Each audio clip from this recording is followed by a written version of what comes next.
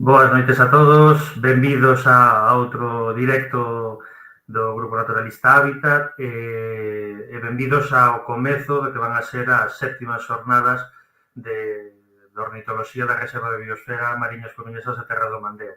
Hoxe comezamos cunha primeira parte introductoria na que vai a constar de unha charla que se centrará en iniciación a ornitoloxía e despois o domingo entraremos no que sería xa pola 12ª maratón ornitolóxica da Reserva da Biosfera, a que algún dos que estades véndonos neste momento ainda non se anotou ou non tuvo oportunidade ninguna desas 11 edicións de formar parte dela, pois animamos vos a que vos anotedes a través da nosa página web para poder disfrutar dela e, sobre todo, aprender e disfrutar das aves ao longo de toda unha xornada acompañado de moitos dos nosos compañeiros expertos ornitólogos ao longo de toda esa xornada. A parte de competición, é unha xornada lúdica na que se van a ver un montón de especies de aves, ver e escoitar, e que suele ser, bueno, normalmente a xente que participa repite. Pero antes de eso, vamos a comenzar hoxe coa parte teórica, na que un compañeiro noso, Cosme Damián, que debe estar por aí, vou lle dar paso. Boas, Damián. Hola, moi boas, que tal? Bueno, pues, nada, por se alguén non conoce a Damián, que supoño que moitos, ou se non todos os que estades aquí xa coñeceredes, Damián é compañeiro do Grupo Naturalista Hábitat desde fai moitos anos, é licenciado en Bioloxía pola Universidade de Santiago de Compostela, eu atrevo a decir que un dos maiores ornitólogos que temos en Galicia. É un honor sempre poder escoitalo falar de aves. Doutros grupos lle dá tamén a moitos outros grupos, porque, como se denomina, ele sempre é un todólogo, non? Que lle dá Un pouco a todo. politoxicómano tamén. Exactamente, deso. Coxeamos moitos deso, pero sobre todo nas aves é un verdadero fiera, non? Entonces, case sen máis, deixo-vos con el, aproveitade a charla, porque seguramente vos dé moitos consellos de onde ver aves, como velas, consellos para ir ao campo, outras moitas cousas que seguramente sexan de utilidade para os que estades empezando ou os que estades comenzando hoxe con un primeiro acercamento que é o mundo das aves. Que é mellor que facelo que na celebración desta fin de semana, aparte destas xornadas ornitolóxicas que fixemos cadrar co fin de semana da que se celebra o Día das Aves instalado por Xeo BirdLife, non? Facemos actividades tanto mañán como nestas que estamos emprendendo agora das xornadas ornitolóxicas e nada, animamos vos a participar nelas e a disfrutar deste fin de semana cheo de aves e ademais agora que empeza unha boa temporada aquí en Galicia para poder disfrutarlas. Entonces nada, sen máis, Damián, mil gracias como sempre e vémonos ao final. Este directo está retransmitido a través da canal de YouTube, de Facebook, abriremos o directo tamén no Instagram. As dúbidas que plantexedes, gardades, podedes escribilas nos chats adheridos ao directo e plantexaremos a Damián ao final da charla, vale? Se tedes algunha dúbida de cousas que explique ao largo da charla, plantexaremos xa ao final e respostarás ao final da súa intervención, vale? Entonces, nada máis, deixo-vos con Damián e vémonos despois. Moi ben, pois moitísimas grazas, Manu, pola presentación, grazas tamén a todos os compañeros da Reserva e todos os que fan posible estas xornadas de ornitoloxía. A charla que teño aquí diante que vos vou presentar é unha pequena introducción á ornitoloxía feita por os compañeros do Grupo Naturalista Hábitat, ainda que vos seré o encargado de facela. Claro, empezamos a falar de ornitoloxía das aves. Primeiro vamos a dar a definición de que se coñece como ornitoloxía, a ciencia que estuda as aves, pero tamén a ornitoloxía é unha afección ao alcance de todos e todas que pode disfrutarse en calquera momento e lugar, sen necesidade de equipos moi especializados. Ao final, cuns prismáticos, xa temos telescopio moitísimo mellor, pero sempre cuns prismáticos podemos achegarnos a este mundo maravilloso do estudo das aves, que leva como tal pois centos de anos desenvolvéndose e avanzando. Realmente a ornitoloxía, pois, como se pode definir así en grandes trazos? Bueno, pode ser desde a pretensión máis sinxela, máis complexa. Ao final, a ornitoloxía pode ser desde a contribución cunha única observación de ave nun lugar determinado a estudos incluso a largo prazo, involucrando a dúcias de científicos en varios países, e que realmente é unha, digamos que unha ferramenta de coñecemento dunha parte do medio natural, como é o caso das aves, realmente útil. Falo moito de tema científico, pero realmente pode ser científico ou non. O sea, a ornitoloxía tamén se pode definir como unha ciencia de disfrute da observación de aves. É unha práctica, sen dúbida, emocionante.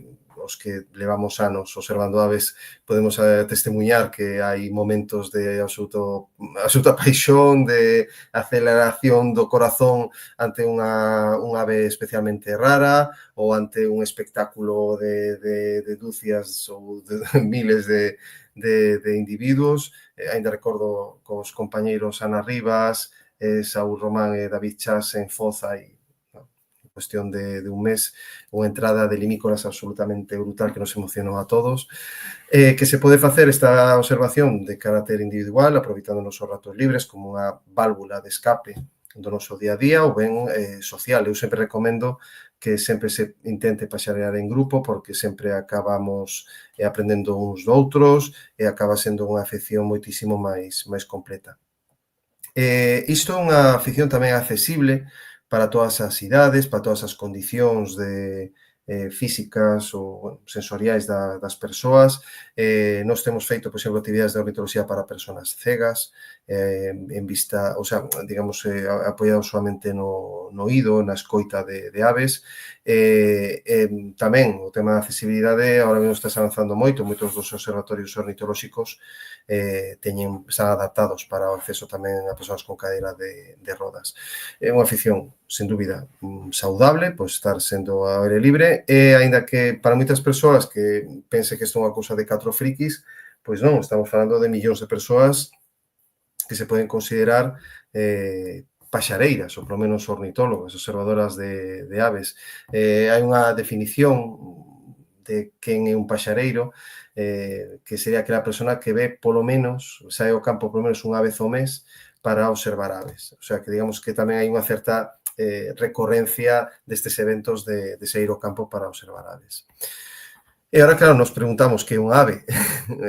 Así de primeiras podemos decir que é un animal que pon ovos. Non todos os animais que poñen ovos son aves. Bueno, pois que pon ovos e ten bico. Pois non, pois aí vemos un ornitorrinco que pon ovos e ten bico e non é un ave. Bueno, pois son animais que voan. Pois tampouco, porque os pingüíns non voan. Pero, sen embargo, xa se empezamos a decir que xa ten plumas, que sería un dos rasgos definitorios das aves, aí xa nos aproximaríamos a definición máis correcta e máis científica. Moitas persoas poden decir que son os herdeiros dos dinosaurios, así como, digamos, un neto moi remoto dun tiranossauro rex, pero non exactamente. Isto é un parentesco que hai dun ancestro común entre os dinosauros e as aves. Digamos que os dous se podían definir dentro do grupo dos saurópodos, pero realmente son ramas que diverxeron hai moitos millóns de anos, pero que, claro, a rama das aves actual, digamos que un vástago moito máis evolucionado, digamos, con unha serie de condicionantes que non se poden comparar cos dinosauros como o Tiranosaurio Rex. Sí que se podería comparar máis co Archaeopteryx, con esta especie de dinosauro voador, pero ainda así e todo, o Archaeopteryx tampouco compartiría exactamente as características das aves actuais. Pero, bueno, podemos decir que son os ancestros moi remotos das actuais aves, eso sí que é correcto. Bueno, as aves son animais que teñen columna vertebral, son cordados, isto é, vertebrados, teñen esqueleto óseo, tetrápodos, en canto que ten 4 extremidades, 2 anteriores e 2 posteriores. As extremidades anteriores están modificadas para ser ás, para poder voar, ou polo menos das especies voadoras para poder voar. As extremidades posteriores serían as patas, que neste caso están moitas delas perfectamente adaptadas para a percha ou para nadar, incluso para cazar. Son animais endotérmicos en canto manteñen a súa temperatura corporal independente do medio exterior, aínda que non en toda a fase da vida das aves. as aves cando son pequenas, ainda non están cobertas por plumón, serían máis ben poiquilotérmicos, en canto que están moito máis condicionados ás temperaturas do ambiente, pero enseguida acadan esta condición de endotérmicos, así que acadan o primer plumón, e as plumas son uns eficacísimos illantes da temperatura da contorna onde vive esta ave, que permite, por exemplo, esta gaivota eburnia, esta gaivota de marfil, habitar ambientes árticos e absolutamente extremos. Todas as aves poñen ovos, todas teñen plumas, en xeral con este aspecto, algunas especies teñen plumas filiformes, por exemplo, os kiwis teñen plumas filiformes. O peteiro é córneo, cunha sustancia proteica chamada beta-queratina, relativamente similar ás nosas uñas, que permite pois que en caso de desgaste pois unha regeneración bastante rápida. Aparte, esta beta-queratina tamén permite flexibilidade naquelas especies que necesitan peteiros máis ou menos flexibles, como pode ser algunhas especies de limícolas. E os osos, dice que son neumáticos ou tabicados, en canto a presenza destas pequenas eses que parecen fíos, pero son como traves, que o que fan é dalle solidez no interior, pero, sin embargo, o interior basicamente é oco, está cheo de poros, cheos de aire, o que fan dos osos das aves estruturas realmente lixeiras que facilitan, efectivamente, o voo dos individuos. Bueno, pois, tendo presente que son animais vertebrados e tetrápodos, vamos a aproximarnos a unha das características que definen pois as súas extremidades. As extremidades anteriores, como antes decía, as teñen unha adaptación perfecta para o voo, digamos que mecánicamente, físicamente, están perfectamente adaptadas para o voo da inmensa maioría das especies de aves, existo hai especies que non son voadoras, e a estructura dos osos que conforman son sensiblemente similares a dos osos dos nosos brazos. Tamén temos, as aves e os humanos temos húmero, temos radio e cúbito emparellados, digamos, os osos carpais que están basais dos osos metacarpais, que neste caso os osos metacarpais e as falanxes nas aves están moito máis alongados, están máis simplificados do que nos seres humanos, en canto a darlle unha certa estabilidade na parte, digamos, distal digamos que isto o que permite esta configuración é que poda plegarse, poda abrirse e pecharse, e cada aleteo, cada golpe de sexa unha pois moitísimo máis eficaz desde o punto de vista biomecánico. As extremidades posteriores tamén teñen unha certa similitude coas nosas, teñen unha articulación da cadeira, pois co oso do fémur, teñen un xeonllo, e o que nos nas aves vemos como se fora o seu xeonllo, realmente o seu nocello, o seu tobillo. Está nunha posición moitísimo máis alta do que o noso nocello, cunha flexión que neste caso non sería exactamente igual que a do noso nocello. Sí que o seu xeonllo, a súa rodilla, sí que tería unha flexión parecida a nosa, pero estaría nunha situación moitísimo máis alta, moitísimo máis incluso dentro do propio corpo do que no ser humano. Aí sí que as adaptacións neste caso tamén virían condicionados coa configuración do seu esquelete, coas pezas óseas que están adheridas tamén na cadeira, que tamén está relacionado, neste caso, coa capacidade de voar.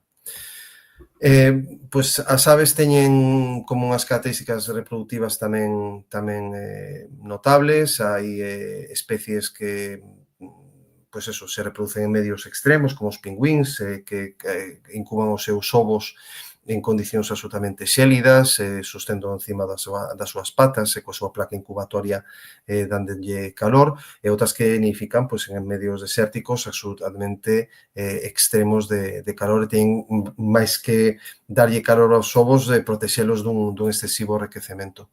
Aquí vemos, por certo, dos extremos dos tamaños das aves, que son, por un lado, a avestruz africana, como ave máis grande, non é a ave máis grande que existiu nunca. Por exemplo, a ave elefante de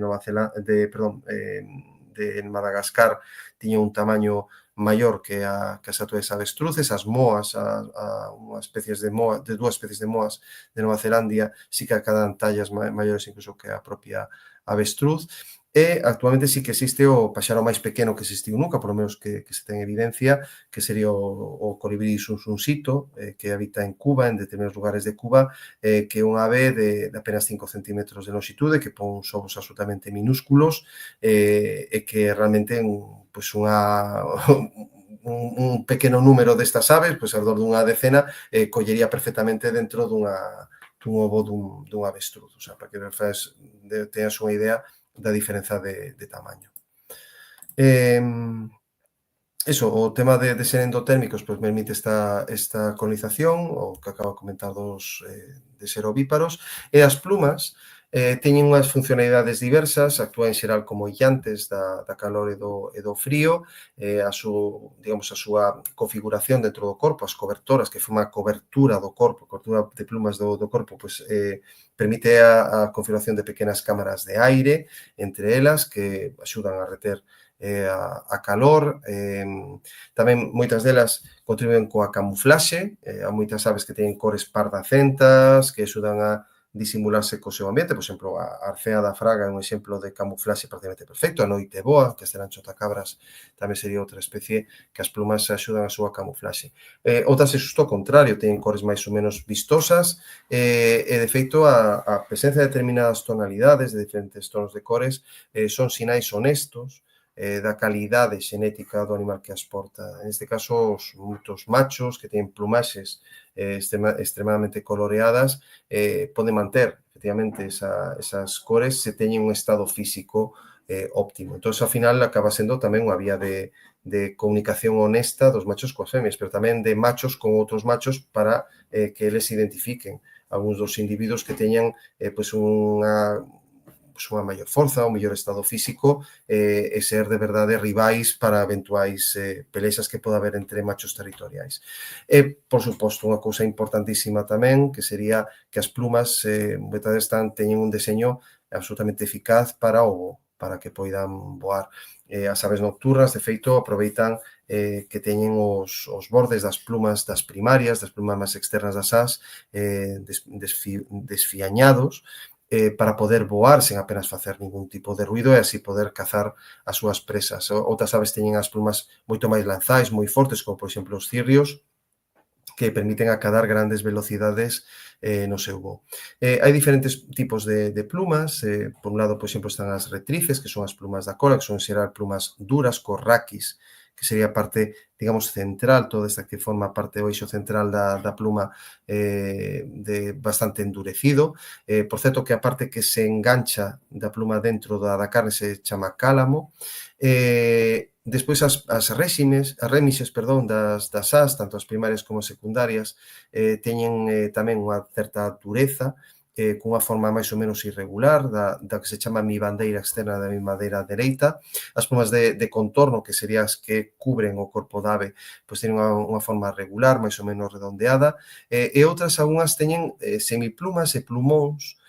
Semiplumas sería basicamente as que teñen, por exemplo, moitas galiñáceas, moitos patos debaixo das plumas de contorno, das cobertoras, que axudan como aillante tamén térmico, sobre todo, por exemplo, en patos do norte de Europa, de zonas frías, debaixo das plumas coberteras teñen tamén semiplumas, ese que puramente tamén se chama plumón, que axuda a un aillamento térmico óptimo. Por certo, plumón, en sí mesmo plumón, se consideraría aquel primeira penuxe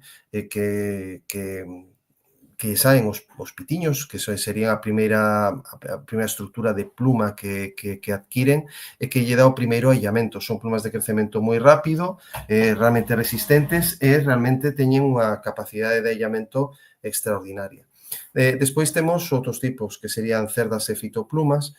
Cerdas estarían presentes, por exemplo, nas bases dos bicos de algunhas aves, por exemplo, das avenoiteiras, os papamoscas, que axudarían a conducir os insectos cara ao interior da boca. E as fitoplumas serían aquelas plumas máis filiformes, por exemplo, as dos kiwis, que teñen unha estrutura moitísimo máis simplificada, non tanto con estas barbas engarzadas, senón unha estrutura moitísimo máis simple. Aparte, bueno, as aves teñen grupos de plumas, antes falaba das rémixes primarias e secundarias, ou simplemente primarias e secundarias serían as plumas de voo principais. Estas están cubertas por cobertoras secundarias, no caso das secundarias e cobertoras primarias. As aves tamén teñen unha especie como de plumiñas xusto no vértice flexor da ala, na zona carpal, que se chama álula, o ala bastarda, que está ligado con labores de control da estabilidade do propio voo. As retices forman as plumas da cola, e despois todas as cobertoras, tanto do dorso, como do manto, como da parte superior da cabeza, tamén reciben os seus nomes. Temos a zona do píleo, da caluga, temos a zona do dorso ou manto, xusto nas costas. Esas plumas que caen xusto por encima das cobertoras secundarias chamas escapulares, e despois a zona, digamos, do inferior do lombo, xusto antes do inicio da cola, pois se dividiría entre a rabadilla, en galego coñecido como sobrecú, en castelán tamén chamado obispillo, as supracobertoras caudais, e despois todas as cobertoras que forman as partes inferiores da. Antes comentaba dos osos neumáticos, eses osos tabicados que están ligados coa capacidade, ou digamos que facilitan o voo das aves. Estes cambios son realmente palpables. Se comparamos, por exemplo, un oso dun humano con un ave, vemos que os osos humanos son macizos, teñen dentro a médula ósea, son realmente densos. Sen embargo, os das aves son moitísimo máis porosos. Non por iso máis quebradizos, porque son realmente tamén duros, porque dentro ten eses sistemas de tabiques que confiren unha estabilidade notable. Pero digamos que para a mesma longitude, digamos o mesmo volumen, o peso é netamente diferente cos osos das aves que os osos dos mamíferos.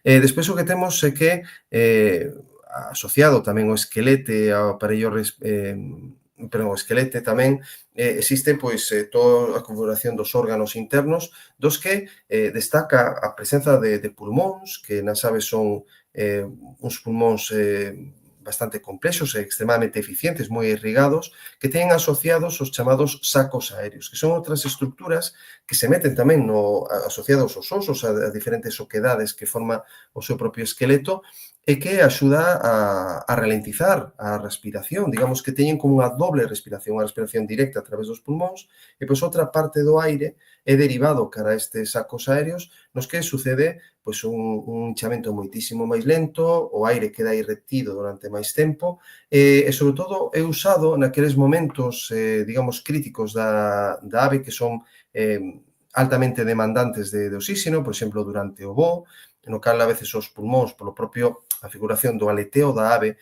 pois se poden ver comprometidos para traballar o 100%, pois aí entran os sacos aéreos. Ou cando hai, é o caso das aves que voan a grande altura, na que a densidade de oxígeno é moitísimo menor, concentración de oxígeno moito menor, por exemplo, a 5.000, 6.000 metros de altura, pois os sacos aéreos axudan a dar ese plus de oxígeno, de oxigenación do sangue que necesitan esas aves para poder voar. Tamén interveñen para no canto das aves para, digamos, facilitar tamén a respiración destes individuos mentre están cantando. Os peteiros, os bicos, son tamén de gran diversidade, moitos están adaptados á súa forma de alimentación. Por exemplo, aquí o caso das anátidas que vemos no dibuixo da esquerda, pois hai especies que son filtradoras de superficie, ten peteiros máis ou menos espatulados, outros teñen peteiros un poquinho máis pequenos e máis fortes, que son moito máis válidos para cando mergullan, para recoller rapidamente a vegetación do fondo e poder arrancala de maneira máis eficiente.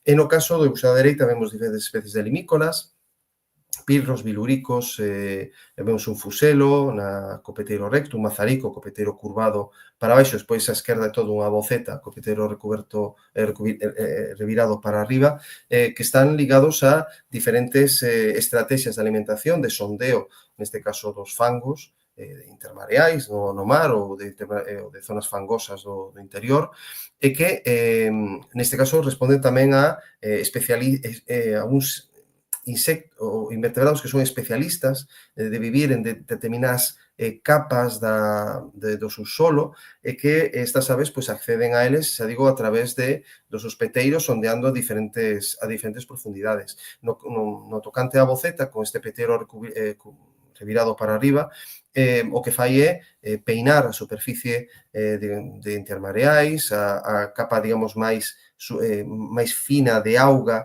xusto encima do sedimento, no que podería atopar diversos invertebrados cun movimento lateral da súa cabeza, pois podelos capturar.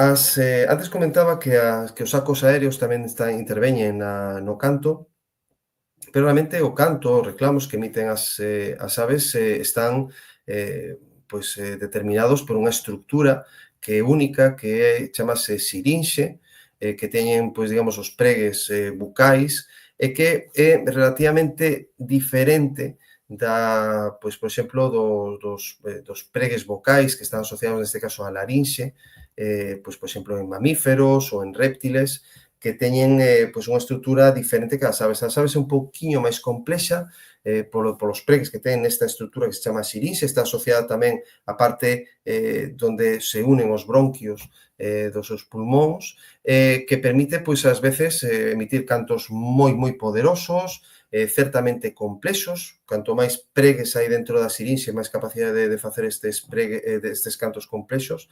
E despois o tema dos sacos aéreos que lle axuda pois a bombear aire a través desta estructura a vontade para emitir notas de certa complexidade.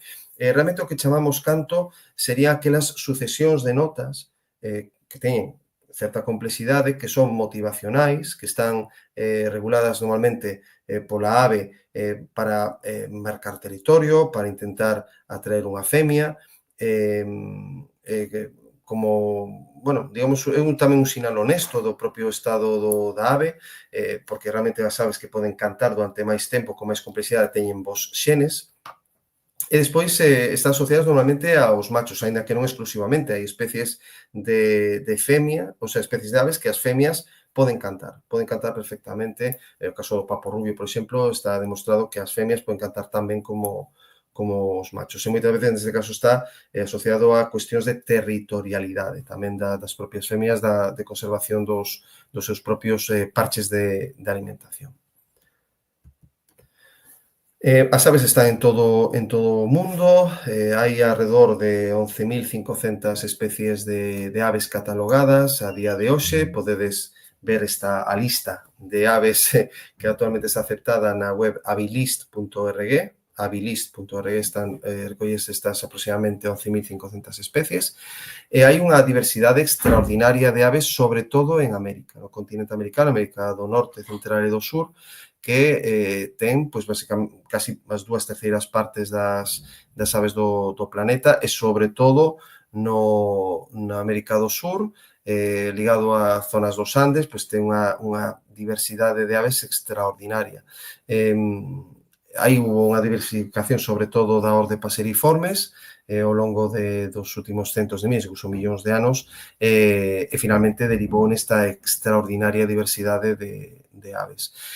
Despois, por orden, Asia sería o segundo continente con maior cantidade de especies de aves, pois África, Oceanía, e despois Europa está nunha posición relativamente retrasada dentro do grupo dos continentes, somente por diante da Antártida. Europa realmente ten unha diversidade relativamente pobre de aves, sobre todo se comparamos con África, que está aquí ao lado. E dentro de Europa, bueno, por lo menos a nivel español, sería o segundo país con maior lista de aves, con 668 especies registradas. Galicia estaría con 424 por diante de moitos países de Europa. O sea, que digamos que grazas a nosa posición xeográfica privilexiada frente ao Atlántico, en plena interceptando rutas migratorias de aves mariñas, tamén mostrando elementos típicos da zona mediterránea, que é unha zona moi interesante en canto a biodiversidade, pois acabamos tendo esta este total de 424. Se comparamos con outros países, evidentemente, quedamos moi atrás, porque, por exemplo, Colombia ten máis de 1.700 especies registradas, Perú tamén unha cantidade parecida, igual que Brasil, Venezuela, Bolivia, sabes que son países de América do Sur os que están copando o top 7 dos 8 países, o sea, dentro dos 7 países de máis cantidade de aves, pois 6 estarían situados en América do Sur. Se cola por aquí Indonesia, que sí que ten máis de 1.500 especies, por certo, é o país con maior cantidade de especies endémicas dun só país. Indonesia ten, pois, sabes, cantidade de illas, cada unha con as características diferentes, están as grandes sundas, Borneo, Sumatra, Java, que estarían con unha bifauna máis cercana do sureste asiático, sen embargo, o que sería a zona da Wallacea, que inclúe as Lesser Sundas, por exemplo, xa tería unha fauna máis parecida a Papúa Nova Guinea, incluso a Australia. India, Malasia, China tamén estarían por riba das 1.000 especies, rondando as 1.200. Que sería pues, un total que sería prácticamente a terceira parte o que ten Galicia do que, por exemplo, estes países de Asia ou de América. En xeral, o que pasa é que, claro, temos unha enorme diversidade, pero numéricamente as aves están perdendo a pantalla do desenvolvemento. En xeral, en todo o mundo, non somente en Europa, este é un indicador para Europa, por exemplo, en América existen evidencias de declive numérico de aves, hai menos aves en xeral, o sea, pode conservar as mesmas especies, pero hai menor cantidad de individuos. Sobre todo aquelas especies de aves que son especialistas en determinados medios, por exemplo, aquelas ligadas a zonas de cultivo, a pradeiras, a hábitats abertos, son as que están sufrindo o maior declive poboacional. Isto é algo común, a intensificación agrícola ou a forestalización acelerada en moitos lugares, pois está dando traste con poboacións de aves de zonas abertas que moitas veces son exixentes de mosaicos herbáceos diversos que ahora mesmo están en franco retroceso. En aquelas especies, sen embargo, forestais, sí que están indo bastante ben en Europa, tamén hasta certo punto en Norteamérica, pero, por exemplo, en África ou en Asia, as especies forestais están en declives moitos casos realmente dramáticos. A deforestación de grandes áreas boscosas, pois en América do Sur tamén, está colevando a desaparición acelerada de poboacións de moitas especies especialistas en zonas forestais.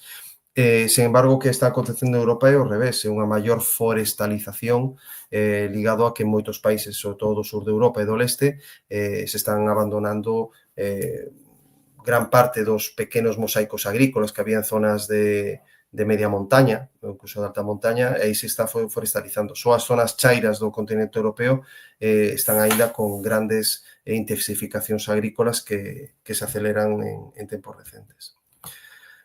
Unhas características das aves é a súa capacidade viaxeira. Hai moitas especies que son migradoras de longa distancia, que crían no norte de Europa, que vai invernar a África, chegan ata o extremo sur de África, no caso, por exemplo, de cegoñas. Hai aves que migran por mar, o carrán ártico cría en arquipélagos do Atlántico Norte e migra ata o Atlántico Sur todos os anos. Os cucos tamén, por exemplo, crían en Europa e invernan na zona do Golfo de Guinea. Realmente fan unhas viaxes realmente épicas.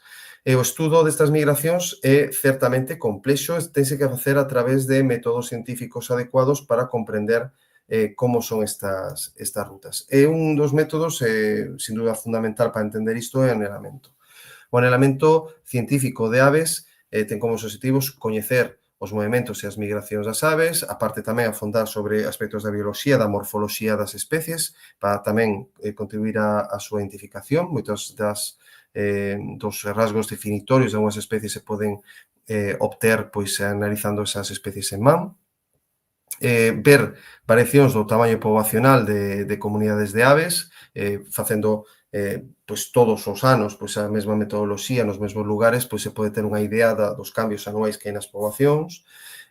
Tamén se poden facer estudos específicos daquelas aves das que se ten menor información. Por exemplo, a que vedes abaixo á dereita son un paíño pequeno, é unha especie que ten unha uns hábitos en xeral nocturnos, non sempre, pero que se coñece bastante pouco, de pequeno tamaño, a ave mariña que cría en illotes costeiros, e da cal, pois, grazas ao anelamento, pois, sabemos un pouquiño máis. Son os compañeros do grupo de anelamento Hércules traballando. Realmente non é o único grupo naturalista, o grupo naturalista Hábitat ten dous grupos de anelamento, que son a parte de Hércules, o grupo Filoscopus. Hércules traballa sobre todo en Ponteceso, pero tamén ten campañas de anelamento, por exemplo, na cidade da Coruña, tamén ten campañas de anelamento recentes preto do aeroporto de Lavacolla. Sen embargo, os compañeros do grupo Filoscopus están centrados no estudo, primeiro, en Cecebre, pero agora tamén, desde hai uns anos, facendo un gran labor no CIAM, no Centro de Investigacións Agrarias de Abegondo, en Abegondo. O método máis habitual para a captura de aves é mediante redes xaponesas, que ten uns fíos moi finiños e que as aves pois non ven, sobre todo se estas redes están dispostas de modo correcto pois diante de pantallas de vegetación, pois as aves pois van voando cara a esa cobertura de vegetación e chocan contra a rede, quedan embolsadas nesa parte de rede que ten pois estes fíos que son longitudinais, chamanse anaqueles, e forman unha especie de bolsas nas cales as aves quedan prendidas ata que veña o ordenador e as poda sacar. Isto precisa pois, un entrenamento para sacalas sen facelles absolutamente ningún dano e podelas despois manipular. É necesario pois, a obtención de permisos, un examen que fai, por exemplo, a Sociedade Española de Ornitoloxía para dar digamos, o carné de anelador experto. E o que se fai pois, é o método de captura, anélase, ponse anela na pata da ave ou outra marca e se solta, intentando facer que desde a captura ata a solta non pase máis dunha hora, que para ter información para poñer as anelas absolutamente dá tempo de sobra. Aquí hai unhas aves que capturan os compañeiros do grupo de anelamento Hércules, arriba esquerda un bilúrico das Rochas, anda Río Chico, despois temos arriba a dereita un esquibidor das Canaveiras, esquivano palustre, macho, pois abaixo a esquerda un subidor común, un agateado europeo, e abaixo a dereita un virapescozo europeo, en castelán torcecuello eurasiático, que é un paxaro carpinteiro, a verdade que é moi chuliño. Os materiais, bueno, o fundamental son as anelas, sobre todo anelas de metal, como as que vedes por aquí, que en diferentes diámetros, dependendo do diámetro o diámetro da pata da ave, onde se soe poñer, con un código único, numérico, e un remite, que fai que se alguén atopa esa ave, pois poda ler, o sea, anotar o número e informar, por este caso, o Ministerio de Agricultura do achado desa ave. Realmente, bueno, non é único, hai que ter follas de datos para anotar todas as biometrías, redes de báscula, desinfectante, etc. E por iso que ves por aquí, que están así con a parte das anelas de metal que teñen unhas cores, con uns códigos, son marcas especiais.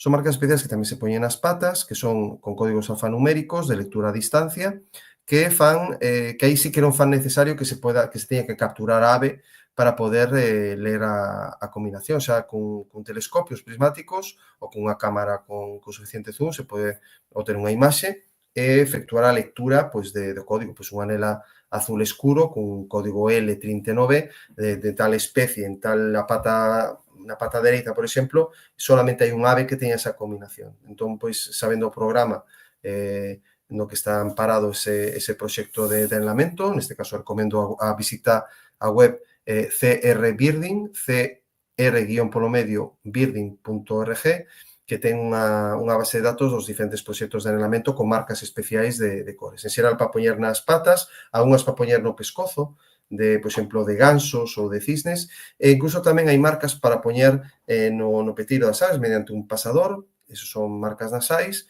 que son efímeras, duran apenas uns meses e durante ese tempo pois é relativamente sinxelo pois efectuar lecturas a distancia con telescopio de marcas nasais de patos. Se consiguen así lecturas que de outra maneira sería moi complicado porque no caso das anátidas as patas están casi sempre permanentemente metidas na auga. Aparte tamén outro tipo de marcas especiais que son emisores vía satélite ou data loggers con tecnoloxía GPS GSM que emiten a posición da ave con precisión e se pode ter unha idea da ruta desa ave en tempo real. Isto dá moitísima información, moitísima máis que o anelamento con tradicional, con elas de metálicas, porque no caso da serie metálica se espera recapturar ave ou que se atope morta, incluso dá moita máis información que as lecturas a distancia, aínda que haxa especies que teñen grande cantidade de lecturas a distancia gracias aos observadores, por exemplo, os cullereiros ou as gaivotas, desde logo son unha pequena fracción da cantidade de puntos de información xeográfica precisa que pode dar estes emisores vía satélite ou os data loggers con tecnoloxía GPS e GSM.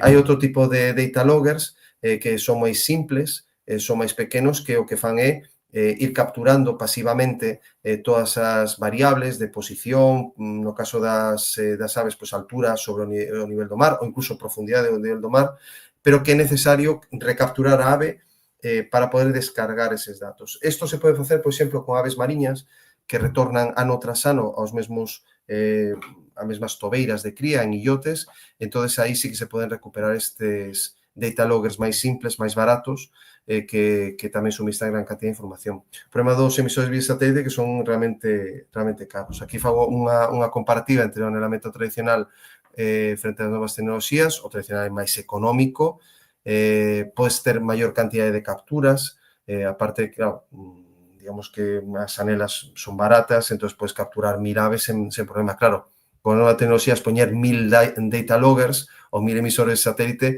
supón un desempeño económico absolutamente imposible para a maior parte dos laboratorios de ornitoloxía.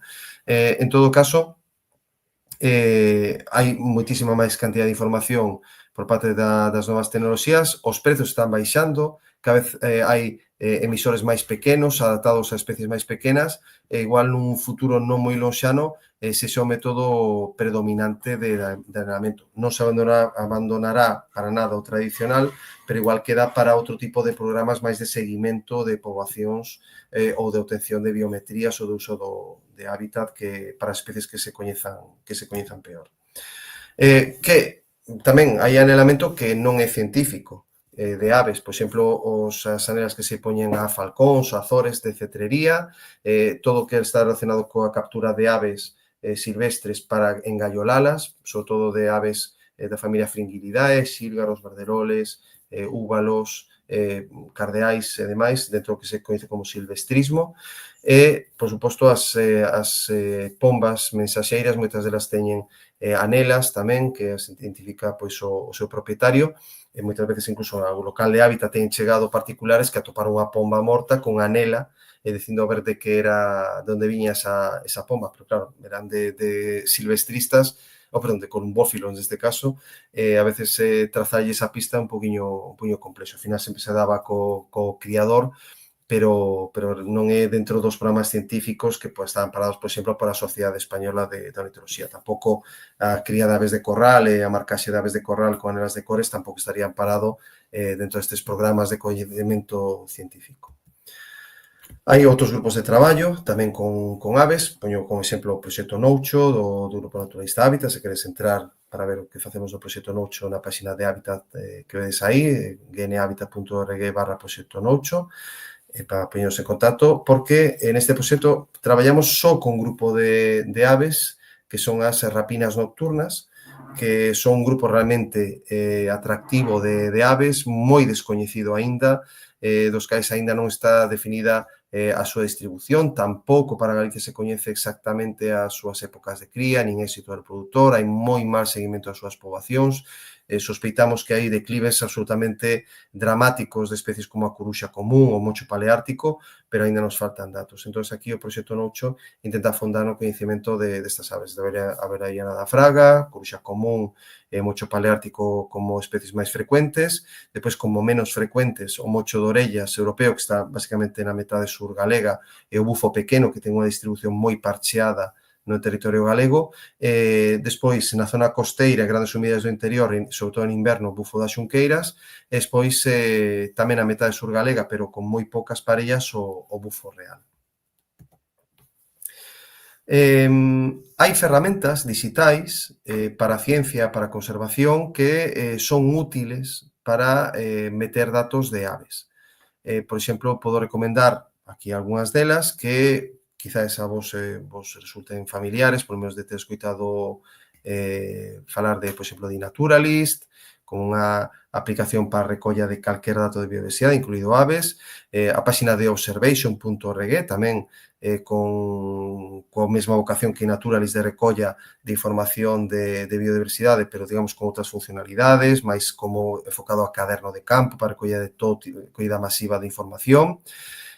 O noticiario Ornito Xeográfico, Sociedade Galega de Ornitoloxía, que é a plataforma que esta asociación impulsa para a recollida de datos desde hai máis ou menos unha década, algo máis dunha década, que hai uns 15 anos, e despois o que sí que está ahora mesmo coallando e que está sendo cada vez máis popular é iber.org, que é unha plataforma de orixe norteamericana que ten como principal obxectivo a recollida tamén masiva de información de aves, pero aparte dunha maneira moi simplificada e con unhas funcionalidades extra que son realmente atractivas. Pois aparte tamén, obviamente, hai proxectos específicos, hai outras tipos de plataformas que tamén recollen datos de aves, por exemplo, biodiversidade.eu é unha delas.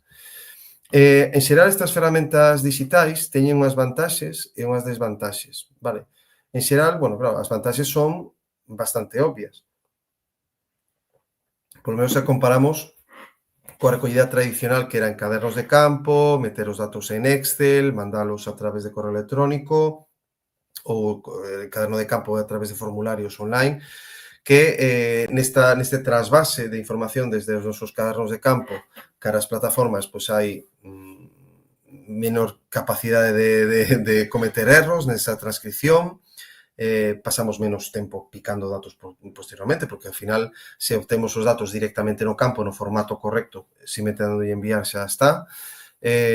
Temos portabilidade do recurso, ao final todas as aplicacións con todos os estadios, a maneira de coller os datos correctamente xa está na propia aplicación, a capacidade de compartir os datos, de crear comunidade, de participar en estudios globais de ciencia cidadá, de poder ver resultados no mesmo momento, por exemplo, cando ao final do día, pois, por exemplo, entramos en Iber e vemos a xente onde estivo paxareando, pois sabemos, podemos pulsar nesa mesma noite, pois se houve migración generalizada dunha determinada especie por varios sitios, e despois a capacidade que ten de actualización. Claro, ao final estas aplicacións pois teñen actualizacións constantes e para a nova taxonomía, pois enseguida as incorpora. Claro, ten desvantaxe porque necesita un aprendizaxe, a veces un aprendizaxe con tutoriais ou con charlas específicas. Claro, para subir os datos necesitamos internet, necesitamos tamén teléfonos móviles con suficiente batería, porque moitos dos teléfonos móviles, sobre todo aqueles vellos con baterías viciadas, pois non resisten unha xornada completa de campo. E ao final, pois, aínda que estas aplicacións se actualicen e as webs se actualicen, realmente necesitan unha gasolina, unha cantidad de recursos tremenda porque isto vai a moitísima velocidade, as demandas de seguridade, de ciberseguridade son cada vez maiores, os teléfonos pois necesitan unhas aplicacións que sean suficientemente lixeiras, moi visuais, moi atractivas, e ao final desenvolver estas ferramentas de ciencia cidadá é moi exixente para os promotores. Ao final require gran cantidade de recursos. Asociadas a estas aplicacións de ciencia cidadá, pois hai unha serie de ferramentas que axudan pois a completar o coñecemento, que nos poden axudar a optimizar o uso destas ferramentas ou destas plataformas de ciencia cidadá. Pois temos, por exemplo, unha enciclopedia de aves online feita por Seo Berrai, gratuita, que se chama Aves de España. Temos unha aplicación de recoñecemento de cantos mediante inteligencia artificial que chamase BirdNet.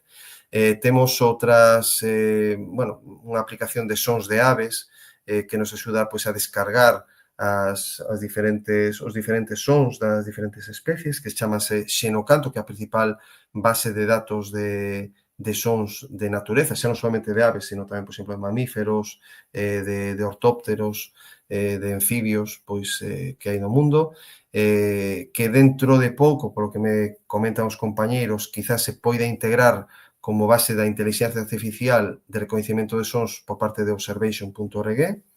Despois tamén temos unha ferramenta que xa está desenvolvéndose de recoñecemento de fotografías e de sons, que é Merlin, que está desenvolvida polo laboratorio Cornell, que é o mesmo que desenvolve eBird. O sea, eBird e Merlin son produtos do mesmo laboratorio, e que a inteligencia artificial, bueno, ainda que tamén existen en Naturalist, en Observation, no caso de eBird e Merlin é absolutamente fascinante como funciona e que resultados dá e que é atractivo isto para a aprendizaxe dos afeccionados e afeccionadas ás aves. Depois hai outras aplicacións, por exemplo, Danelas, hai unha chamada Bify, hai outras tamén de Naturalist asociadas, lixeiras de reconhecimento tamén de inteligencia artificial. eBird agora mesmo tamén sacou unha opción que é de meter, por exemplo, fotos de paisaxes ou de outra fauna que se ve nos nosos paseos. Realmente isto está aumentando a ritmos acelerados, desde logo isto hai tan só 25 anos era absolutamente inimaginable que pudera existir todo isto. Bueno, pois nada, en resumo, a recomendación para todos e todas vos é que visitedes eBird.org como páxina específica para a recollida de información sobre aves, pero, bueno, non perdades tampouco de vista aquelas aplicacións generalistas que teñen tamén moitísima información de aves e teñen moi boa inteligencia artificial, como pode ser observation.org. Por certo, aproveito a decir que o 5 de outubro, aparte de ser o Día das Aves, tamén é o Global Mammal Day. Tamén se recollen citas de mamíferos. Isto, claro, con eBird non sería posible, ou, bueno, por lo menos indirectamente metendo unha foto, digamos que aquí habería que recoller os datos de mamíferos, por exemplo, a través de observation.org. Bueno, indo ao campo. Ora xa coñecemos como son as aves, xa coñecemos as aplicacións, ora queremos ir ao campo. Pois, bueno, evidentemente hai factores que influen no ir ao campo, que hábitat vamos visitar, os diferentes horarios. En xeral, é recomendable paxarear sempre a primeira hora da mañán, cos primeiros cantos matinais. Que pasa? Que isto, ao final, tampouco non é sempre axeitado. Por exemplo, a primeira hora da mañán, as aves de rapina diurnas moitas veces están inactivas, que esperan ao mediodía que levanten voo, empezan a pillar térmicas. As aves nocturnas, obviamente, sería máis fácil de escoitalas ou ver a súa actividade xusto cando cae a noite. Despois, a época do ano sí que marca unha cousa crítica absolutamente en calquer paxareo. O paxareo de setembro, incluso de outubro, é o mellor do ano, porque prácticamente se poden ver casi todas as especies nesta época, tanto as estivais como as invernantes como as migradoras. Sen embargo, en inverno, sobre todo con invernos fríos, nos dá a oportunidade de ver algunha das aves do norte de Europa que son máis raras. Ao final, a elección da época do ano tamén é crítica, e sobre todo que está guai, está moi ben ver todo o ciclo anual, o sea, facer paxareo en todos os meses do ano, ou cantas máis semanas do ano posible, para ver como efectivamente van chegando as invernantes, van chegando as especies que despois se reproducirán, os picos de migración, etcétera, etcétera. Bueno, estudar a meteoroloxía, de choivas, de vento, estado das mareas, a preamar, baixamar, para unhas aves, pois a preamar supón observalas nos seus repousadoiros de marea alta, baixamar, pois a mellor implica que as vexamos máis lonxe, pero que as vexamos alimentándose. Despois é fundamental o comportamento dos ornitólogos, o respectar as aves, respectar as propiedades privadas dos veciños, para que a nosa afición non teña pegada ecolóxica nin pegada social tampouco. Pois ter unha vestimenta axeitada, guías de campo, bueno, vamos ver aquí un poquinho máis en detalle isto. Hai que ter sempre en mente que o benestar das aves é o primeiro e que unha boa observación ou ter unha fotografía non significa molestar as aves. Non, debemos evitar por todos os medios as molestias. Respetar as propiedades, limitacións de acceso, de zonas que son de tránsito prohibido. Nós debemos ser, os paxareiros debemos ser un exemplo de boa conducta. E tamén unha cousa, tamén é compartir a afección, o sea, avisar os demais de que aves están vendo, pois que compartir as observacións a través das plataformas de ciencia cidadá, as listas de eBird, por exemplo, que poden axudar a outras persoas a disfrutar aínda máis da observación de aves. Unha vestimenta axeitada, pois é unha vestimenta de cores discretas, en xeral, pois, escuras, para non chamar a atención das aves e que podamos molestalas, simplemente por unha cor que eles podan ver algo extraña na paisaxe que eles poidan ver. E despois de recorrer a unhas boas guías de campo que sexan fiables. Afortunadamente, isto está cada vez xenerando unha produción de guías de calidade sobresaliente, con editoriais especializadas na edición de guías de alta calidade, por exemplo, Omega, tamén guías para todos os bolsillos ou todos os petos. Esta guía de Omega, anda polos 56 euros, pero, por exemplo, esta de Aves de España anda polos 22 euros, está un prezo máis que razoable, e incluso algo máis barata. Esta de Aves de Europa de Bartel e Dugales anda polos 16 euros, podes pillar tamén guías de segunda man. Hai materiais específicos para Galicia, a Guía das Aves de Galicia ten unha edición recente, unha represión recente, que, as últimas edicións inclúe este CD-ROM con cantos de aves, e, algunhas guías tamén específicas para observación de aves, de cando ver aves en Galicia, por exemplo. Cadernos de campo todos utilizamos ao longo da nosa vida como paxareiros, pero que realmente as novas xeracións ora utilizan moito os teléfonos móviles como propio caderno de campo, con esas ventaxas que antes comentaba de maior rapidez, menor cantidade de erros a hora de facer o trasvase da información. Unha cousa que sí que estaría ben é participar dentro de iniciativas locais, facerse socio de entidades locais, de participar nas súas publicacións. Hai multitude de asociacións que teñen relación coas aves, desde a Sociedade Galega de Historia Natural, que é herdeira do Grupo Ornitolóxico Galego, que foi a primeira entidade de carácter ornitolóxico fundada, unha das primeiras a nivel incluso estatal, a herdeira dos anos 73 a Sociedade Galega de Historia Natural, que ten a sección de ornitoloxía. Hai unha sociedade galega de ornitoloxía, que foi fundada no ano 99, dedicada ao estudo e conservación das aves galegas, aínda que, claro, eu teño que decir que a máis potente a nivel galego, sen dúbida nos últimos anos, cunha cantidade de actividades absolutamente inigualable, con participación de moitas iniciativas para a difusión da ornitoloxía e o Grupo Naturalista Hábitat. E non é porque eu sexa membro, pero é que ahora mesmo estamos no top, facendo grande cantidade de eventos, con moitísimo éxito, moi boa acollida de público. Publicacións tamén, a Sociedade Galega de Historia Natural publica o Paspallás como boletín, ten publicado un atlas de aves reproductoras galega, que é o único atlas galego específico de aves, aínda que un poquinho antigo, ten datos apenas dos anos 80. O Anuario das Aves de Galicia publicou na Sociedade Galega de Ornitoloxía ata hai uns anos, ora xa desde o ano 2007 non o publica. A revista Carriza tamén foi publicada pola Sociedade Galega de Ornitoloxía, pero tampouco non ten números recentes. E o Grupo Naturalista Hábitat ven publicando, eso sí, con unha regularidade moi ríxida a Movella, e xa con menos regularidade a revista científica Quiolosa, que aínda así ahora mesmo ten un número 5 aberto a novas contribucións, e animovos a que participedes para a súa pronta publicación.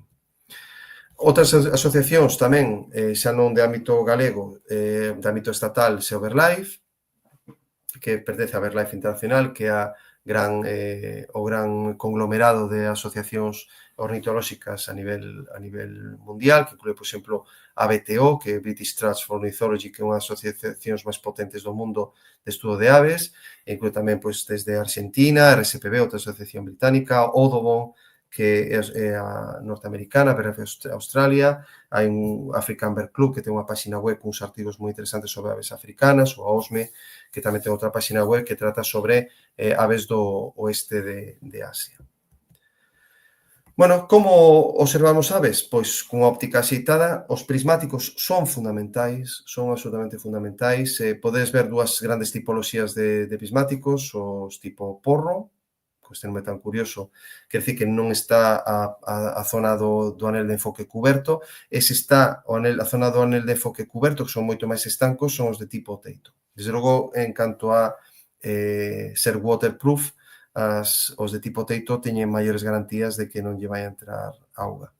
Os telescopios terrestres, tédelos de mogollón de tipoloxías, de prezos, desde Nikon, Swarovski, Kowa, Leica, Zeiss, Vanguard, pois tes para todos os petos, desde 400 euros que estaban vendendo os Vanguard ahora en Armería Álvarez na Coruña, os 600 e pico euros do Vortex máis básico, podes ir vos aos Swarovski, os últimos modelos que andan por os 3.000, 4.000 euros, incluso hai un que ten inteligencia artificial integrada no propio ocular que anda polos 6.000 euros, que te recoñece as aves mentras estás vendo. Xa digo, para todos os petos hai modelos de telescopios terrestres. En todo caso, os prismáticos tamén tedes todo tipo de prezos e de variedades. Nos, en Habitat, se nos escribides, podemos mandarvos unha relación daqueles prismáticos que nos recomendamos cos seus prezos, pero, bueno, uns Vortex Diamondback de 10 aumentos, que serían os máis axeitados. Estos aumentos, sempre unha pregunta, de cantos aumentos tengo que comprar os prismáticos? Nos, en xeral, recomendamos para a xente que empeza, que nunca tivo prismáticos de 8 aumentos, pois a mellor 8 por 42 pode ser os vos prismáticos, porque realmente o ter eses prismáticos de 8 aumentos tes maior campo visual e máis fácil localizar as aves, digamos que un pulso tembloroso do inicio é menos crítico con 8 aumentos do que con 10 aumentos. Con 10 aumentos o mínimo temblor xa nos pode condicionar a observación, temos menor campo visual e a veces é máis difícil localizar as aves. De todos modos, aquelas persoas con máis experiencia, xa teñen certa soltura con prismáticos, prácticamente imprescindible que xa recorrer a uns de 10 aumentos, que xa teñen os aumentos necesarios, pois, por exemplo, para ver aves en zonas como a Ría do Burgo, en Coro de Cebre, xa en zonas un pouco máis abertas. Os telescopios terrestres normalmente teñen oculares zoom que pode seleccionar desde 20 aumentos hasta 60 aumentos. E o diámetro de entrada do obxectivo, da lente obxectivo, adoita estar pois alrededor dos 80 milímetros, máis ou menos, 8 centímetros. Para fotografía tamén temos para todos os bolsillos, desde cámaras reflex con obxectivos que non se nos poden ir a 10.000 euros, ou ben cámaras bridge, que son semicompactas, que están saindo ahora pois, das marcas Sony, Sony Cybershot, as Nikon Coolpix, as Panasonic Lumix, ten cámaras semicompactas ou cámaras bridge, que dan unhas prestacións extraordinarias. Hai, por exemplo, as Nikon por exemplo, Nikon P1000, P950 e P900. Esas cámaras son absolutamente best sellers e son moi utilizadas por paxareiros por as súas prestacións. Temos que ter unhas características similares a unha cámara reflex, non tan caro, evidentemente, moito máis cómoda de levar, non dá a calidad dunha cámara reflex, evidentemente, pero desde logo unhas prestacións máis que notables. Podes ver comparativas destas cámaras reflex e os obxectivos e cámaras bridge no blog de Xavi Prieto, de bichosdemaisfamilia.blogspot.com, que realmente é moi recomendable. E penso que hai, grazas aos telescopios, pois a realización de fotografías, o que se chama phone scoping, pois con cámaras dos nosos smartphones, pois sacar a foto a través do ocular do telescopio con a axuda dun adaptador e temos, pois, a veces resultados sorprendentemente bons. Bueno, cando ver aves en Galicia? Bueno, aquí temos 12 meses con moitísimas propostas de moitísimos lugares para ver, e que, bueno, moitas deles están destiladas neste libro que, bueno, humildemente pude contribuir xunto con Antonio Sandoval Rey alá polo ano 2013, que editou Tundra Edicións de Cando ver aves en Galicia, propostas mes por mes. E que ten, pois, eu digo, cada mes ten o seu atractivo, ten a súa as súas variables, dependendo se vamos, por exemplo, no mes de setembro cara a zona costeira, ou se vamos para o interior, temos aves diferentes, e, desde logo, cada época do ano ten o seu atractivo. Hai zonas a nivel galego que son moi coñecidas para a observación de aves, Taca de Bares, por exemplo, para a observación de aves mariñas, xa desde o mes sobre todo de agosto a novembro, é un sitio casi imprescindible que visitemos para observar grandes fluxos, sobre todo con ventos de componente norte. A Costa da Morte tamén hai lugares magníficos para a observación de aves, o Grove, por exemplo, outros vistos sitios clásicos, especialmente no outono e en inverno para ver a migración e a invernada de aves acuáticas, pero, por exemplo, no interior Hai lugares fantásticos. A zona da Ribeira Sacra para aves de rapina é un sitio moi atractivo. A Limia para aves de zonas abertas, ou incluso esteparias e aves acuáticas é unha pasada. Toda a zona de Valdeorras, que por desgraza ahora ardeu gran parte dela, pero sigue tendo hábitats de gran interese para aves de rapina, Ancares, Courel, etcétera, etcétera. Pois tamén hai para determinadas aves especialidades, buscar, por exemplo, o roqueiro rubio, ou na zona da Mezquita, pois sería unha visita tamén obrigada para aquelas persoas que queran facer unha boa lista de aves a nivel galego. E non olvidemos, por suposto, a Terra Chá, cos unidades que están cercanos, por exemplo, o Sobrado dos Monxes. Hai bibliografía útil tamén para fondar nisto. Hai unha editada por Xunta de Galicia que se chama Galicia Verde en rutas ornitolóxicas, que este material estaba disponible tamén en liña. O libros, por exemplo, da editorial Links, que sería Donde ver aves en España, os de mellores lugares, editados hai a uns anos por José Antonio Montero, e que inclúe información tamén de Galicia.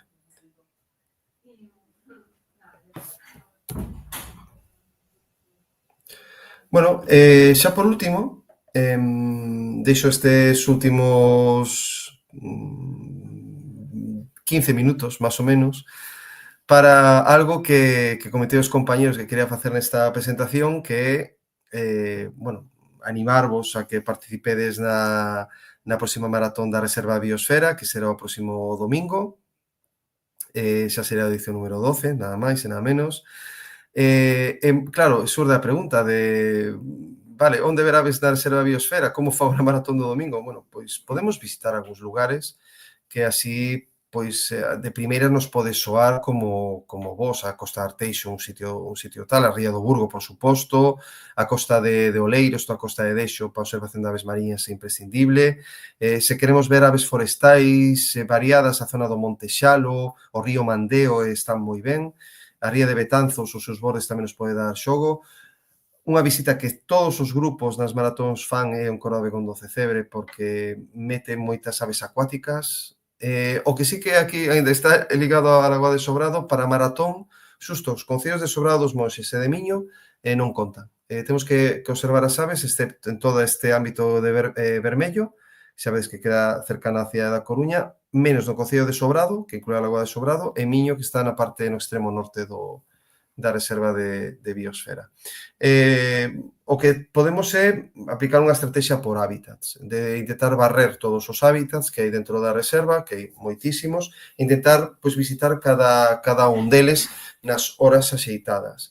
E así podemos estar cubrindo a maior cantidad de biodiversidade posible dentro desta zona. Por exemplo, nos vamos a chegar á zona marítima, asomarnos á costa de Arteixo, á costa de Dexo, con prismáticos, observar o mar, para intentar interceptar o paso ou expedicións de pesca de algunha das aves que hai ali.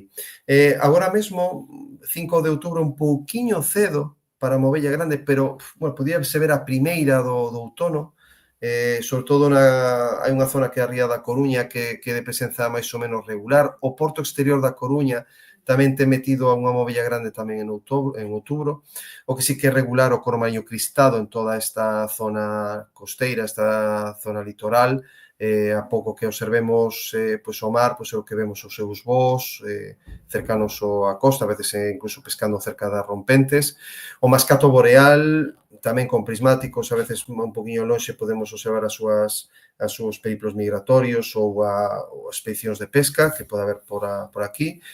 E despois os primeiros, eso sí que xa se observaron, os primeiros mogurelos euroasiáticos, un dos lugares para observar isto, zona marítima, en frente do porto de Sada, por exemplo. Se poden ver con óptica os primeiros mogurelos euroasiáticos, incluso algunha emigración tamén desta zona costeira. Por exemplo, en Arteixo hai 2 semanas, cerca da punta do porto exterior, había grupiños de mogurelos euroasiáticos emigrando, migración activa cara ao oeste. Praias, por exemplo, a praia de Alba, a praia de Sada, pois podemos ver pirlos tridáctilos, podemos ver os gaivotóns, gaivotas escuras descansando, pieras reais tamén neste tipo de ambientes areosos. Por suposto, aparte de gaivotas patiamarelas, píldoras de incentos, por exemplo, en Sada é un sitio bo para intentar buscar algunha, gaivotas choronas, ainda que ahora xa no outubro xa non están coa capucha de cor chocolate, pero se poden ver gaivotas choronas. Na Ría do Burgo tamén un sitio bo para elas. Pois claro, aquí esa sería outro hábitat, marismas intermareais, Ría do Burgo, Ría de Betanzos, que, por exemplo, en Sada, na parte interior da Ría de Betanzos, xa se podía ver algún pato rabilón ou algún subión común, xa os primeiros do outono.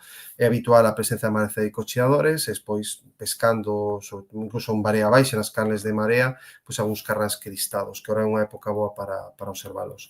Sempre corvos mariños grandes por toda esta zona de marismas pescando, repousando, pilros comuns, que ora están aí tanto en adultos como xuvenís. Se temos sorte, é un carrán común que se mete. Despois, o que sorprende a moitas persoas, moitos observadores, é ver os picapeixes nesta época, en outono, metidos en zonas de augas salobres. Pois eso, na Ría do Burgo, por exemplo, é relativamente habitual ver os picapeixes, incluso en zona marítima, por exemplo, na zona mesmo no Porto de Oza, se ten visto regularmente os picapeixes pescando en zona de mar.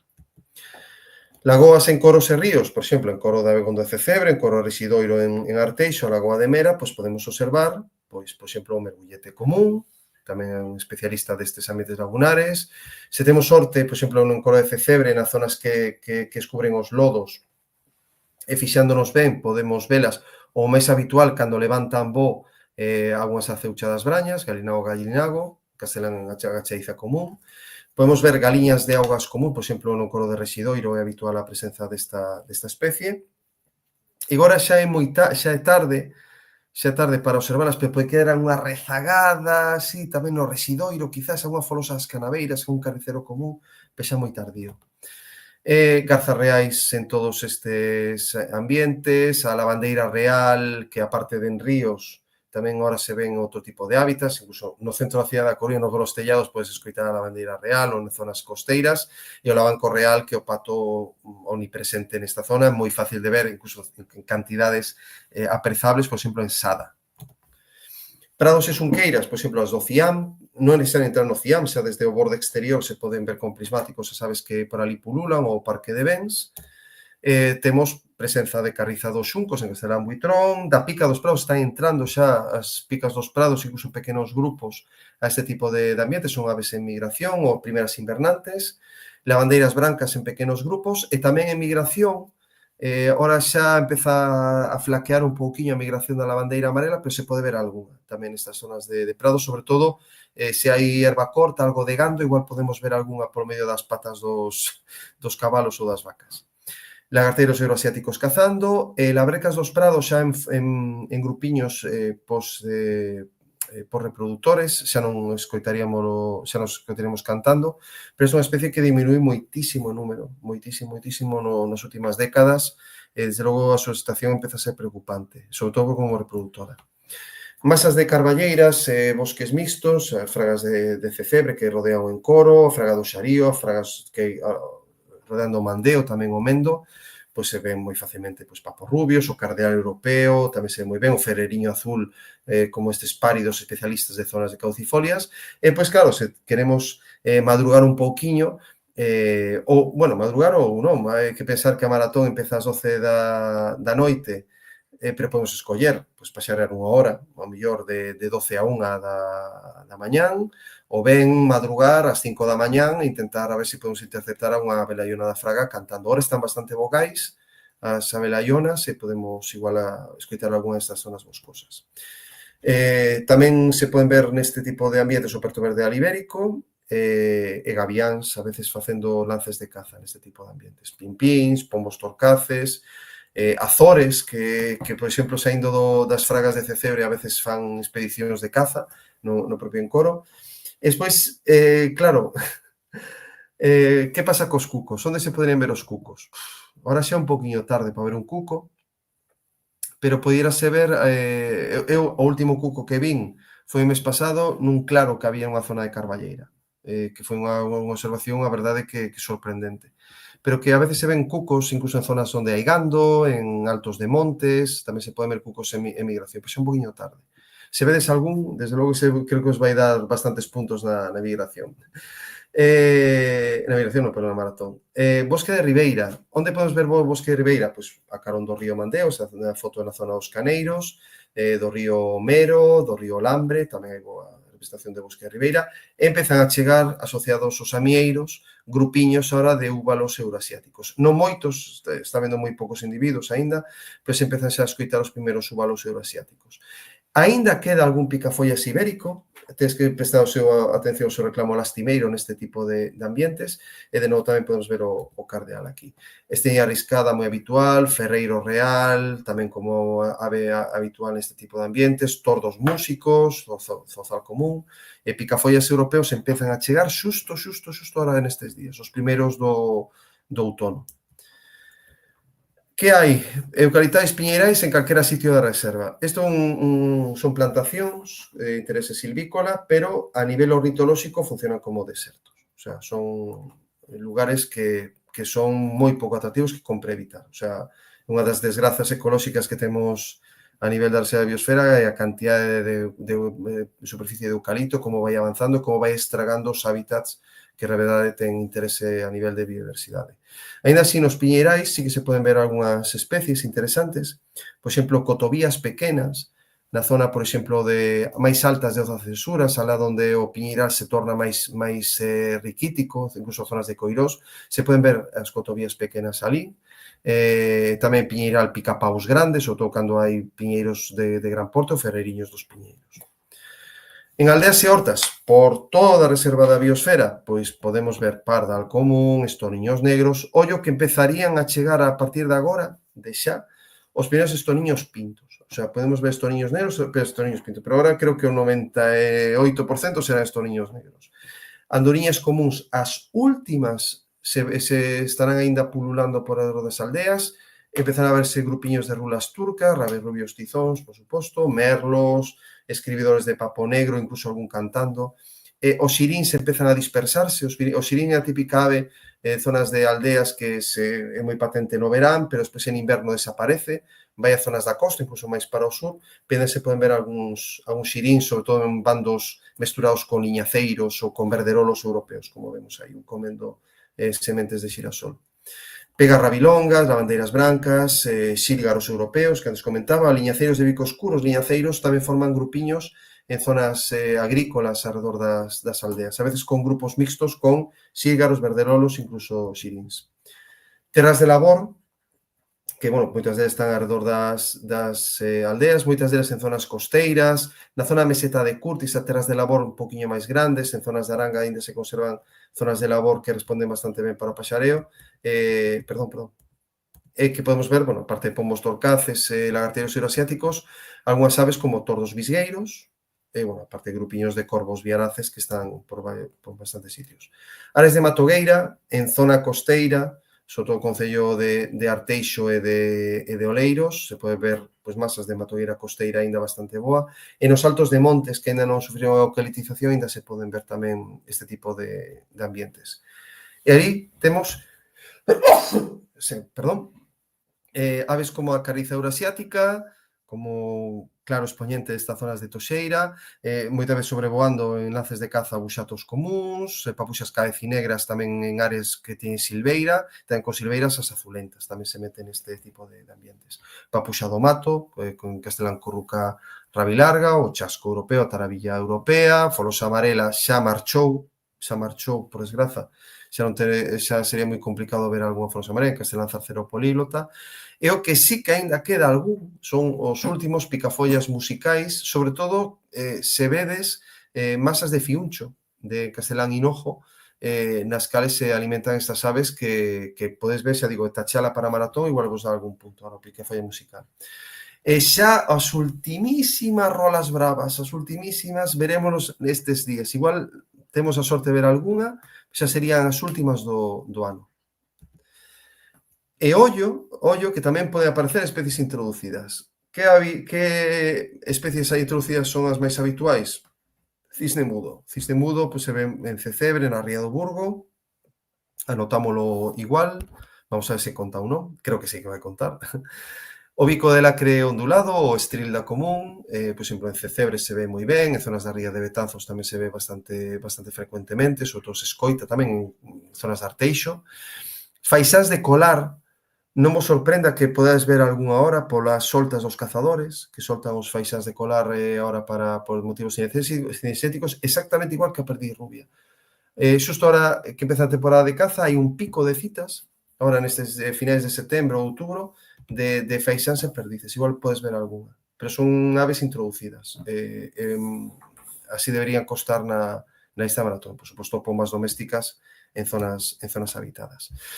Bueno, esta presentación é grazas a moitos compañeros de Hábitat, de Atocha, Santi, Vivi, Roy, Andrés, Manu, Elia, Paco Rosende, Dani Montagudo, Alberto Montagudo, moitísimas persoas que colaboraron con fotografías ou con datos para esa presentación. Calquera outro dato, por favor, non te dades ningún tipo de dúbida en contactar con habitat@genehabitat.org.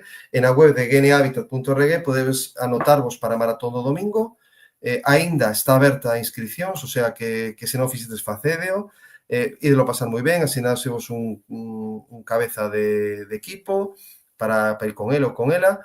E xa digo, non é necesario pasear de 12 da noite hasta 6 da tarde, que a 6 da tarde que estar na sede da reserva ali en Abegondo para entregar as listas de aves vistas, con pasear, por exemplo, desde a mañán, de primeira da mañán hasta 6 da tarde, xa sería suficiente para facer unha boa maratón.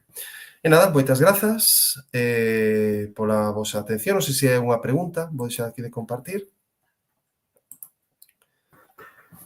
Pois tamén moitas grazas, como sempre. Grazas a... Pois polo de agora, temos unha pregunta nada máis. Bueno. Vou mirar en Instagram, pero creo que tampouco aquí en Instagram non hai ninguna, pero bueno, aparte das felicitacións, vou non poñerse en pantalla para que vexamos. Yo, Toni, asiduo das maratón. Boas noites, gustaría preguntarlle a Adrián se tes algunha ave preferida ou fetiche. Non teño aves preferidas. Para a maratón. Non teño ninguna preferida. Isto como se te pregunta que queres máis a mamá ou a papá.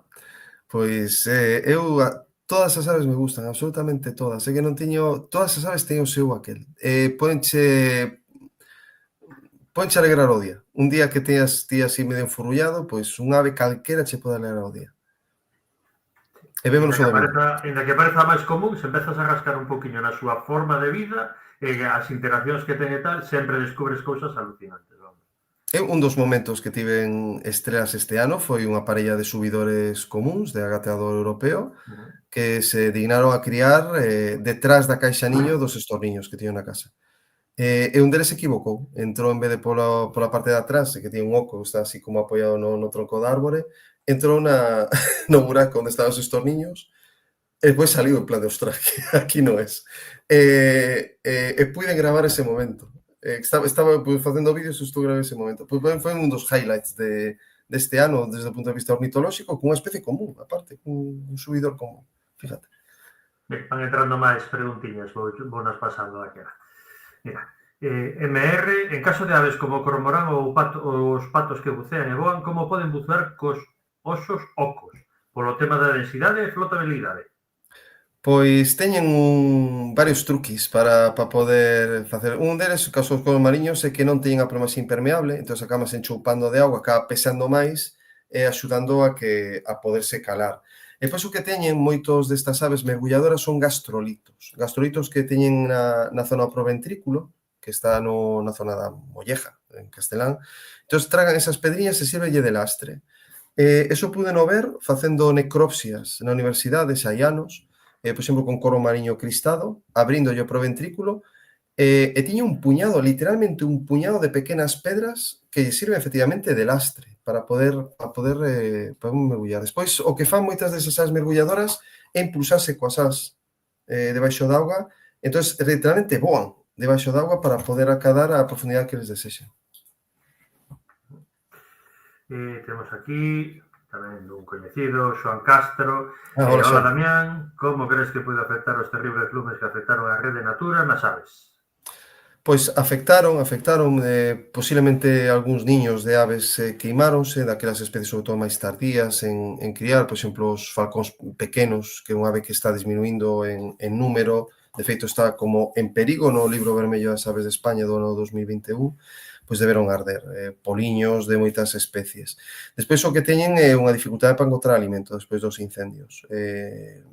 Son zonas que están durante meses desprovistas de comida. Igual a mellor para unha especie insectívora, saltóns ou insectos que chegan voando a esas zonas queimadas, pois acaban comendo. E despois o que hai de importante, moi importante, que despois dos incendios, esa capa fértil do chan acaba se lavando coas choivas e acaba perdendo moita fertilidade. E moita da vegetación que había originalmente antes do incendio, pois non volve colonizar, porque realmente perdeu as condicións orixinais de partida. Por iso, estes chamamentos que hai por parte de varias asociacións para axudar a reter pois o chan como se poda, están dicindo que moitos dos troncos queimados que se tumben e se poñen a favor das liñas de pendente para que reteñan ali o chan, pois poden ser accións moi efectivas para evitar esa perda. Entón, é unha perda directa pola queima dos niños, e despois unha dificultade desas aves para encontrar alimento. Despois, dentro de 1 ano, 2 anos, se conserva o chan e empeza a sucesión natural, empezará a cubrirse de herbáceas, entrarán aves de zonas abertas, como unha sucesión natural. Entrarán lavercas e demais, serán, por certo, para as lavercas os hábitats onde podan aínda criar, aves de rapina e demais, empezarán despois a aparecer o matogueira, e pouco a pouco, se non volve a arder outra vez, porque moitas destas áreas, o problema que hai é que arden recurrentemente cada 2, 3, 6 anos, e non deixan a sucesión natural que se recupere a vegetación que había originalmente. Sempre lembrar tamén con moito sentidiño o tema de levar comida ou darlle de comer aos animais silvestres, porque despois dos lumes, con toda a boa intención, entendo eu que moita xente levou comida aos montes que poden propagar ou estender especies que poden ser despois prejudiciais ou convertirse, que teñen carácter invasor e que en moitos deses espacios que arderon son zonas moi delicadas e que temos que ter moito cuidado do que levamos, primeiro porque pode non ser un alimento adecuado para as especies silvestres e outra que podemos estar propagando ou axudando a estender especies que non son nativas aquí desta zona. Por última, por agora ainda non somos enemigos, pero bueno, en que lugar vas a comenzar, Damián? Eu non o vou a decir, nos veremos o domingo, pero... Pois mira, Roy, non sei onde vou comezar porque non sei aínda os equipos, aínda como está o fórmula aínda aberto, non están configurados os equipos, entón dependerei de se ven, por exemplo, se me toca unha parella que ven desde Sada, pois a mí empezamos en Sada. Pero si... 9, estamos mirando ahora, 9:30 marea baixa. 9:30 marea baixa, pois mira, oi. Eu creo que, ao final, se os grupos que visiten hábitats diversos, o sea, que teñen esta concepción de que o interesante é visitar hábitats diversos, hai outro truco, un truqui, que é buscar o punto máis alto da zona da reserva e despois, o sea, visitalo, o sea, ir a zona máis, a ver que hai na zona máis alta, despois ir baixando. E ir como rebañando todos os hábitats que quedan aí. Pois é unha moi boa estrategia, tamén esa.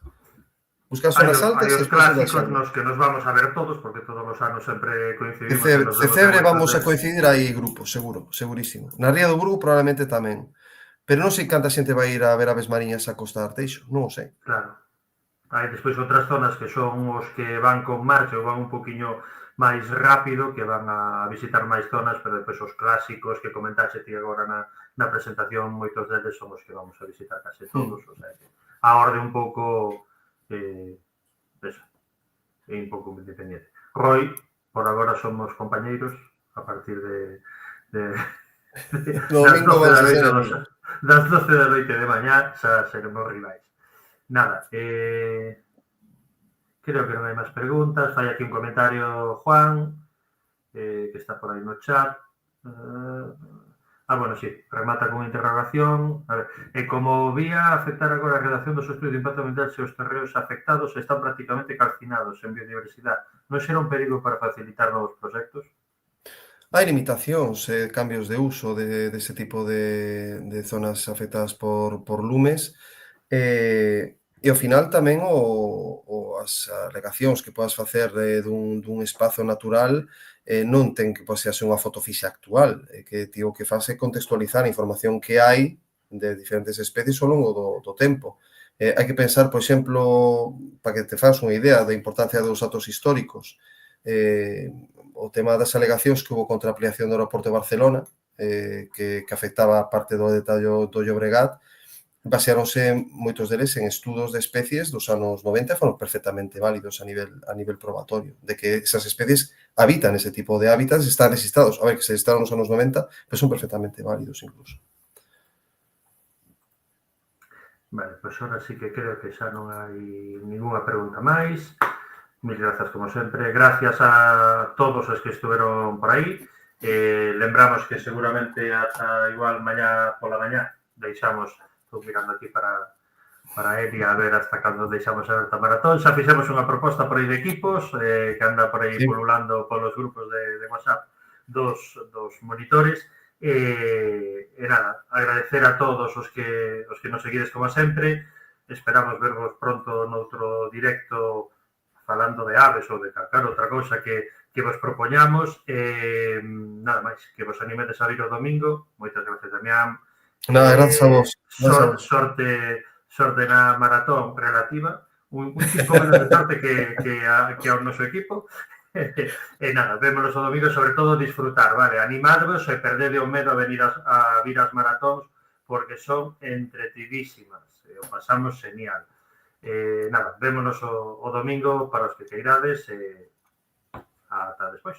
Saúde e natureza. Gracias, chao.